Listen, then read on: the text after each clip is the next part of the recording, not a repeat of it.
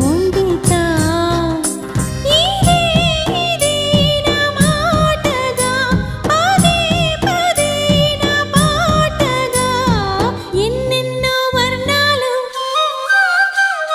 నేనంటూ ప్రత్యేకం నాదంటూ ఓ లోకం పడలేను ఏ జోక్యం అంతేనండి బాగుంది మీ టేస్టు నాకెంతో నచ్చేట్టు మనసెంతో మెచ్చేట్టు మీ మీదొట్టు